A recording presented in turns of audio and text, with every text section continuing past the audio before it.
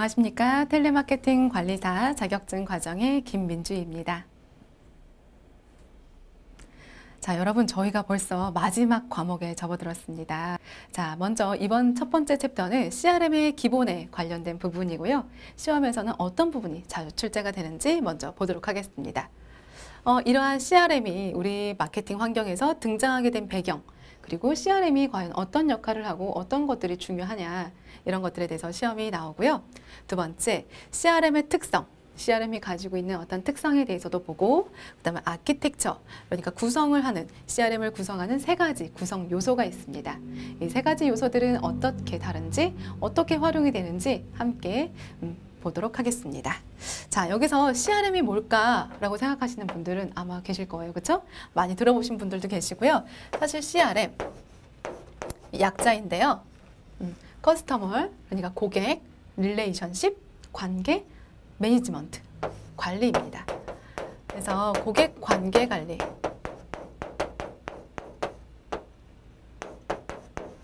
시험에서는 이렇게 CRM으로 나오는 경우도 있고요. 고객 관계 관리 이런 식으로 한글로 나오는 경우도 있습니다.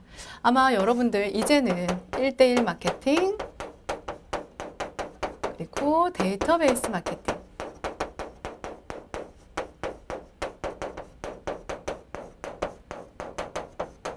자, 그리고 관계 마케팅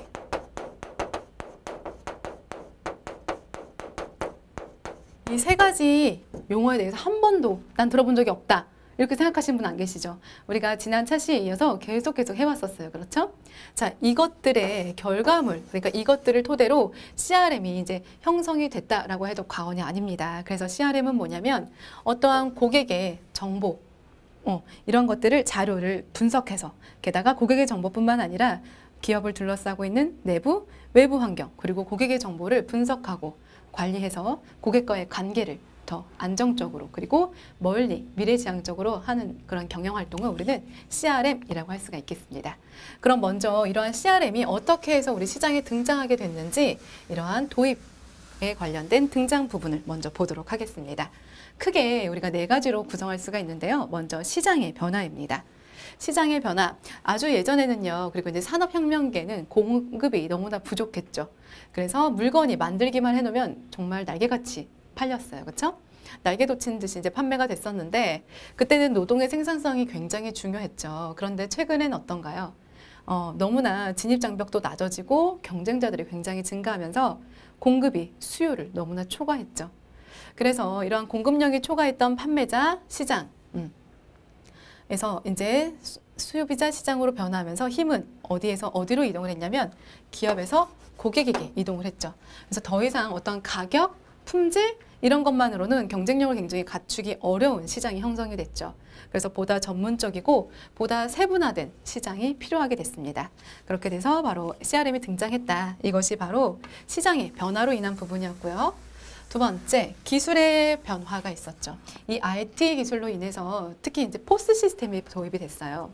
보통 포스라고 하면 여러분들 이제 계산대, 우리 마트 가면 계산 찍죠. 바코드 찍은데 이러한 거예요. 맞아요. 포스 시스템이 도입이 되면서 굉장히 많이 유통기업의 혁신이라고 불렸습니다.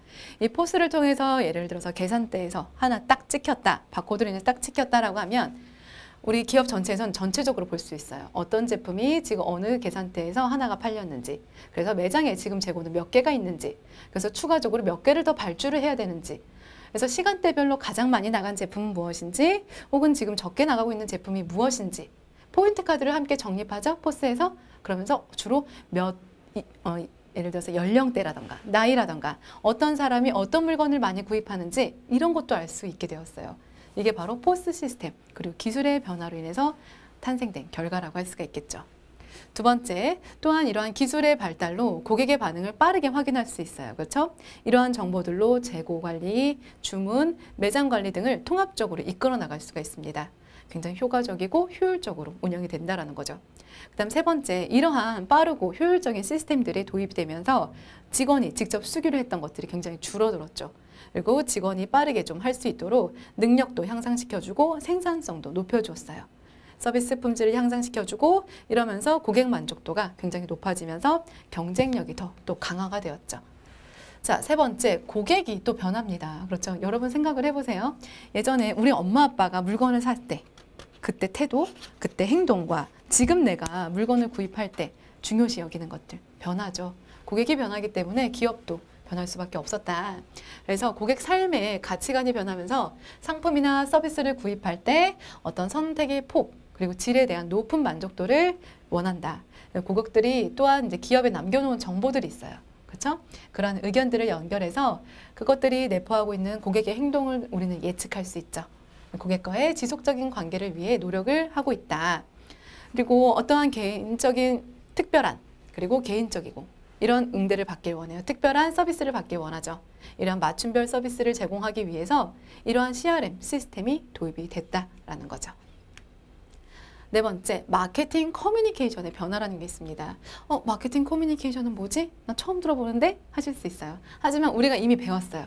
뭐냐면 바로 촉진 미스. 자, 여기 잠깐 복습해 볼까요? 자, 마케팅의 열매, 마케팅 믹스라고 있었어요. 그죠? 몇 가지로 구성이 됐었죠? 제품, 그리고 가격, 유통, 바로 촉진 있었죠? 여기서 마케팅 커뮤니케이션이라는 건 이러한 촉진 수단들을 말합니다. 촉진 믹스를 말하고 그래서 기업이 제품 관리를 효과적으로 하기 위해서 목표 시장에 대해 소비자들과 계속해서 의사소통을 하는 거예요. 그때 활동에 이용되는 것이 바로 촉진 믹스라는 거죠. 그래서 광고, 판매 촉진, 인적 판매, PR 이렇게 네 가지를 통해서 이루어진다. 이런 활동들은 결국 어떻게 해요? 다른 기업과 그리고 다른 제품과 차별화를 주죠. 그래서 이러한 수요를 자극시키고 지속적인 커뮤니케이션으로 판매를 안정화시킨다. 고객과 관계를 유지시키는 것이 바로 목적이다 라고 할 수가 있겠습니다. 자, 그러면 우리 마케팅 커뮤니케이션의 유형에 대해서 다시 한 번만 복습을 좀 해볼게요. 아마 한 번씩은 계속 들어보셨을 거예요, 여러분.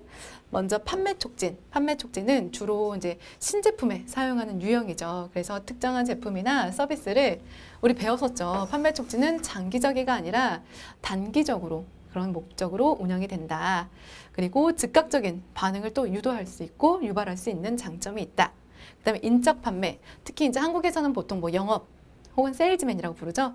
그들을 고용해서 직접 고객을 대면하고 판매할 수 있도록 해요. 그리고 소비자에게 맞춰서 정확하고 다양한 정보를 제공해 줄 수가 있다는 장점이 있고 즉각적인 피드백도 가능하죠. 하지만 우리가 어떤 광고를 찍어서 대량의 고객들에게 한꺼번에 알려주는 것 혹은 어떤 작은 샘플을 나눠주는 것 이런 것보다 훨씬 비용은 조금 많이 듭니다, 여러분. 고객 대비 많이 든다는 뜻이죠. 그리고 1차적으로 정보나 광고에 노출된 고객에게 조금 더 효과적인 촉진 수단이라고 합니다. 자, 세 번째 PR 볼까요? 보통 PR은 우리가 홍보라고도 부르죠. PR은 이제 Public Relationship의 약자인데요. 사실 이 PR은 단순한 홍보가 아니에요. 그래서 기업과 소비자의 어디에 관점을 두고 있다? 관계에 관점을 두고 있다. 대신 광고랑 다르게 PR은 기업에서 통제할 수가 없어요. 그래서 신뢰성은 만약에 고객이 광고와 홍보를 봤을 때 신뢰성이 더 높은 것은 PR이 되겠죠. 비용이 들지 않는다는 장점은 있습니다. 자, 그 다음 광고. 광고는요, 대중들에게 제품이나 서비스, 정보 제공이나 어떠한 구매 설득을 위해서 광고주가 돈을 주고 만들죠. 그렇기 때문에 물론 대량으로 많은 고객들에게 한꺼번에 알릴 수 있다는 장점도 있어요. 하지만 그 매체를 통해서 정보를 제공할 수 있는 양은 사실 제한돼 있죠. 보통 광고 몇 초 하나요? 20초, 30초? 그 안에 모든 것들을 다 담을 수 없다는 얘기죠. 그리고 효과 측정이 어렵다는 단점도 있고 비용이 많이 든다라는 단점이 있지만 신속하고 내가 원하는 메시지를 통제할 수 있다는 장점도 있는 것이 바로 이 광고입니다. 그래서 최근에는 여러분 이제 통합적 마케팅 커뮤니케이션이라는 개념이 생겼어요. 이게 뭐냐면 우리가 방금 했던 마케팅 커뮤니케이션 네 가지 있었죠. 이런 것들을 따로따로 실행하는 게 아니라 통합한다는 거죠. 그래서 이것들을 통합하고 확대해서 전체적으로 적용하고 새로운 시각으로 시장을 바라보는 그런 활동을 말합니다.